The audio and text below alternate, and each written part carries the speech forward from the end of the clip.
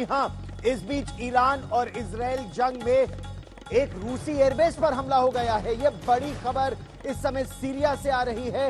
Israel ने पश्चिमी Syria के तट पर जबले के पास रूस के हमीम एयरबेस पर हमला कर दिया है। बड़ी खबर। जितनी भी ताकतवर कंट्रीज होती है उनके साथ कोई भी पंगा नहीं लेता। अब हम इंडिया के साथ कोई किसी भी तरह की जंग कर सकते हैं नहीं, क्योंकि हमें अपना रिजल्ट नजर आ रहा है। जंग तो हम कर लेंगे लेकिन फिर उसको खत्म इंडिया ही करेगा, हम लोग नहीं कर सकते। ये भयानक वीडियो रूस के सबसे शक्तिशाली सैन्य बेस की है, जो अब से मात्र कुछ ही देर पहले निकलकर सामने आई है और यकीन मानिए पूरी दुनिया में ये वायरल हो चुकी है, क्योंकि इसमें लग ऐसा रहा है कि एक बार को रूसी सैन्य बेस पर परमाणु अटैक ही हो गया है। लेकिन ये अटैक ना तो यूक्रेन ने किया है, ना ही यूरोप के किसी देश ने किया है, ना ही अमेरिका ने किया है। दरअसल ये अटैक किया है इजराइल की वायुसेना ने। इजराइल और ईरान अब एक वॉर की ओर बढ़ रहे हैं। पता लग रहा है कि इजराइल कर सकता है एक न्यूक्लियर हमला। इजराइल हमला कहां करेगा, तो इसके लिए कुछ खबरें आ चुकी हैं और इजराइल की तरफ से भी ये कहा गया और जो मिडल ईस्ट के एनालिस्ट हैं वो भी यही बात कर रहे हैं कि इजराइल की तरफ से ईरान के ऑयल एंड गैस को निशाना बनाया जाएगा, टारगेट किया जाएगा। रूस का एयर डिफेंस सिस्टम और सीरिया का एयर डिफेंस सिस्टम इन हमलों को रोकने में पूरी तरह से नाकाम रहा और इस हमले के बाद इजराइल और ईरान की जंग में रूस की एक तरह से एंट्री हो गई है। पिछले 50 साल में इजराइल को पहली बार बहुत ही बड़ा मौका हाथ लग गया है कि वो मिडल ईस्ट का चेहरा तब्दील कर सकता है। कहा यह जा रहा है रूस के साथ भिड़ंत की आशंका इस समय बढ़ गई है और पूरी दुनिया एक बड़े महायुद्ध की ओर बहुत तेजी से धकेली जा रही है। है तो हम उससे हम महफूज है, वरना ये जितने मालिक के नंबर लग रहे हैं, जो हमारी हरकतें हैं ना, शायद पहला नंबर जो है वो हमारा लगता। लेकिन अगर ये जंग ईरान तक पहुंच जाती है, ये जंग आगे बढ़ती है, तो फिर ये जंग लगता नहीं है कि ईरान तक महदूद रहेगी और हमारी इस वक्त की जो मासी सूरत हाल है वो मुतहम्मिल नहीं है। जो असरात आएंगे क्या कहां पर इजराइल के लड़ाकू विमान हमला करने में पूरी तरह से सक्षम है। सीरिया पर, सीरिया में एक एयरबेस है जिस एयरबेस पर मैनेजमेंट उसका रूस देखता है, यानी वहां पे रूस का एयर डिफेंस सिस्टम है, रूस ऑपरेट करता है, लेकिन है वो एयरबेस सीरिया में। और यहां पर जितने भी हथियार रखे हुए थे वो ईरान से हिजबुल्लाह के लिए लेबनान भेजे जाने थे।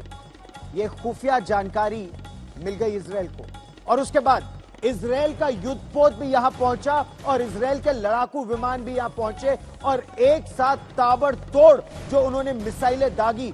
तो इस एयरबेस पर जितने भी एयर डिफेंस सिस्टम थे, जैसा आप देख भी सकते हैं, इजराइल एक छोटा सा देश है, एक छोटा सा देश जो घिरा हुआ है ऐसी शक्तियों से जो लगातार उसे निशाना बना रहे हैं। लेबनान से भी निशाना बनाया जा रहा है, ईरान से भी बनाया जा रहा है। इसके अलावा जो हूथी विद्रोही है वो येमेन से 2000 किलोमीटर दूर से निशाना बना रहे हैं और इन सब परिस्थितियों में इजराइल फिर भी जबरदस्त पलटवार कर रहा है। तो देखिए अब क्या होता है। अब जज्बे वाली कौम किधर है, क्यों नहीं बाहर निकल रही? जज्बे वाली कौम कोई नहीं, वो यहाँ पे कुछ खाने पीने को कुछ नहीं है, हमको तो मांगे ताले की गवर्नमेंट है यहाँ पे, हमने क्या करना है, किसका साथ देना है। और उसका ये उदाहरण देखिए कि इतनी महत्वपूर्ण एयरबेस पर रूस के एयर डिफेंस सिस्टम होने के बावजूद, सीरिया के एयर डिफेंस सिस्टम होने के बावजूद उन्होंने वहां पर वार किया।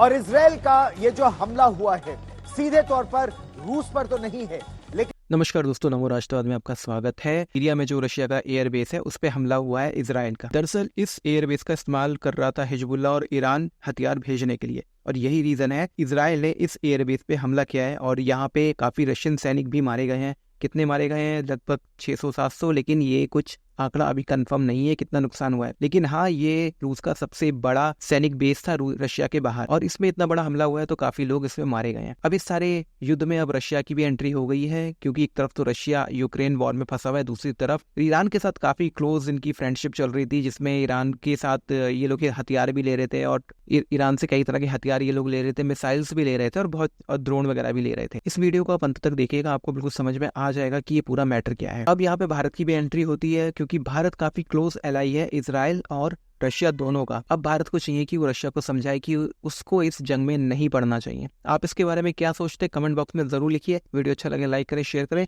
वीडियो को अंत तक जरूर देखिएगा। आइए आगे बढ़ते हैं इस वीडियो में। वीडियो रूस के सबसे शक्तिशाली सैन्य बेस की है जो अब से मात्र कुछ ही देर पहले निकलकर सामने आई है और यकीन मानिए पूरी दुनिया में ये वायरल हो चुकी है, क्योंकि इसमें लग ऐसा रहा है कि एक बार को रूसी सैन्य बेस पर परमाणु अटैक ही हो गया है। लेकिन ये अटैक ना तो यूक्रेन ने किया है, ना ही यूरोप के किसी देश ने किया है, ना ही अमेरिका ने किया है। दरअसल ये अटैक किया है इजराइल की वायुसेना ने, वो भी ड्रोन का इस्तेमाल करते हुए। और अब जाते हैं उसी डिपो पर अटैक करना चाहता था जिसमें वो सफल हुआ। आपको ये एक्सप्लोजन भी इसलिए ज्यादा बड़ा लग रहा है क्योंकि भले ही इजराइल ने एक छोटी सी मिसाइल से हमला किया, लेकिन जो आग लगी उस मिसाइल की वजह से उसकी चपेट में पूरा वेपन डिपो आ गया और पूरी तरीके से वो नष्ट भी हो गया। हालांकि अभी हमला हुए मुश्किल से 5 घंटे हुए हैं, इसीलिए अभी तक ये नहीं पता लग पाया है कि रूस के जो सैनिक तैनात थे हजारों की संख्या में इस एयरबेस पर,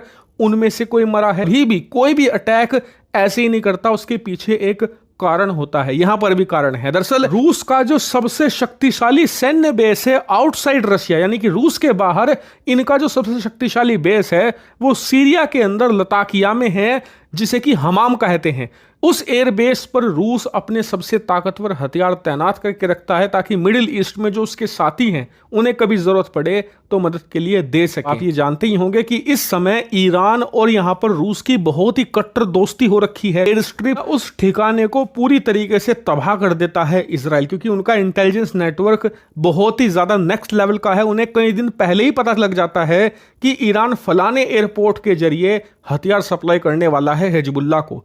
इसीलिए ईरान बहुत ज्यादा परेशान हो गया कि कैसे हथियार भेजे जाए हिजबुल्लाह को। इसीलिए उन्होंने रूस से मदद मांगी। आपका सीरिया में एक एयर बेस है और सीरिया की सीमा लेबनान के साथ भी लगी हुई है जहां पर हिजबुल्लाह है, और इजराइल के साथ भी जहां पर हमास है के लिए। और ऐसा क्यों किया गया? क्योंकि पिछले 1 साल से यूक्रेन युद्ध में रूस बुरी तरीके से पिछड़ा है और इसीलिए यूक्रेन के ड्रोन वारफेयर का मुकाबला करने के लिए इन्होंने ईरान से सैकड़ों नहीं हजारों की संख्या में ड्रोन लिए हैं। इसके अलावा मिसाइलों से मदद करी है ईरान ने रूस की, और अन्य हथियार भी सप्लाई किए हैं जब जब जरूरत पड़ी है। क्योंकि जियोपॉलिटिक्स का रूल है कि आप अगर हमसे कुछ ले रहे हैं तो हम भी आपसे कुछ लेंगे और आपको देना पड़ेगा। रूस को इसीलिए एक्सेप्ट करनी पड़ी ईरान की शर्तें को, और अच्छा रद्द-ए-अमल आएगा। देखना आप बता रही 400 मिसाइल फेंकी, लेकिन हम मीडिया में देख रहे हैं एक इसराइली नहीं है जिसको मतलब कोई मतलब कि जख्मी हुआ हो या उनको कोई फर्क पड़ा हो। हाँ। तो देखें हालात तो खराब होते नजर आ रहे हैं हमें, तो मैं यही कहूँगा। ये डर जो है अब ईरान को कौन बचाएगा? इसराइल को तो इसराइल की टेक्नोलॉजी और अमेरिका की हेल्प ने वो तमाम मिसाइल हवा में इंटरसेप्ट कर दिए, लेकिन अब ईरान का क्या होगा? ईरान के अंदर अब इसराइल के इस बयान से जो दहशत फैल रही है, क्या कहेंगे? मैं यही कहूँगा कि ईरान के मेरा नहीं ख्याल कोई इस जंग में शामिल होने वाला है, खास तौर पे हमारे पाकिस्तान ईरान का कोई साथ नहीं देगा, एटम बम वाला भी नहीं देगा, कोई भी नहीं देगा, सऊदी अरब भी नहीं देगा, कोई मुस्लिम पाकिस्तानी कह रहे हैं एटम बम में हमारे पास। हाँ, ये हमारे एटम बम में ये तो चल ही नहीं सकते। मैं यही कहूँगा कि ईरान का कोई साथ देने वाला नहीं है। इन्होंने जो खुद किया है इनको भुगतना पड़ेगा। स्ट्रॉन्ग अटैक सही कह रहे हैं कि बहुत बड़ी गलती कर दी है उन्हें आइडिया हो गया कि क्या गलती कर दी है। हाँ। तो देखें अब इसके नुकसान तो काफी हो गए ईरान को। जैसे गजा के अंदर इसराइल ने तबाही मचाई, आपको क्या लगता है नेक्स्ट टारगेट ईरान भी वैसे ही हो जाएगा? हो सकता है। जैसे गजा में देखें ना कि लाखों में मतलब कि मुसलमान जो हैं बाकी है सारों को उन्होंने शहीद किया। अभी तक वहाँ पे मीडिया में देखते हैं मलबे पड़े हुए हैं इधर उधर, तो भाई मट्टी बना दिया, मट्टी बना दी है। तो हाँ। ईरान देखो उनके साथ कौन सपोर्ट का ऐलान करता, अभी तो किसी मुल्क ने उनका साथ नहीं दिया। और इसराइल ने अगर ये बयान दिया है कि हम इसका सख्त जवाब देंगे, हाँ। और इसका सख्त जवाब ईरान को मिलेगा। इस तरह जो बाइडेन है, जो अमेरिकन प्रेसिडेंट है, उन्होंने भी यही कहा अपने कि हमारी पूरी सपोर्ट है इसराइल को। ठीक है, तो देखिए अब क्या होता है। अब जज्बे वाली कौम किधर है, क्यों नहीं बाहर निकल रही? जज्बे वाली कौम कोई नहीं, वो यहाँ पे कुछ खाने पीने को कुछ नहीं है। हम खुद मांगे ताले गवर्नमेंट है यहाँ पे, हमने क्या करना है, किसका साथ देना है। तो दोस्तों वीडियो आपने देख लिया है और वीडियो देख के बिल्कुल आपको समझ में आ गया होगा कि किस तरह से रशिया और ईरान के बीच में बहुत ही रशियन जब से फंसे हुए हैं यूक्रेन वॉर में तब से, और ईरानी काफी मदद कर रहे थे, तो उसके बदले में रशियन को भी काफी मदद करनी पड़ी है इन लोगों की, और अब उसका नुकसान भी थोड़ा सा रशियंस को उठाना पड़ा है। अब इन लोगों को भलाई इसी में ये कि इस जंग से दूर रहें और इसमें इस चीज़ से निकल जाएं, यही ज़्यादा बेटर रहेगा। और मुझे पूरा यकीन है कि भारत इसमें एक रोल ज़रूर भारत का इसमें होगा, क्योंकि भारत दोनों ही देशों का क्लोज एलाई है, इजराइल का भी और रशिया का भी। आप इसके बारे में क्या सोचते हैं कमेंट बॉक्स में ज़रूर लिखिएगा। वीडियो कैसा लगा कमेंट बॉक्स में ज़रूर लिखिएगा। वीडियो अच्छा लगे तो लाइक करें, शेयर करें, चैनल को सब्सक्राइब करें, चैनल को ज्वाइन करें और मिलते हैं अगले वीडियो में। तब तक के लिए जय श्री राम।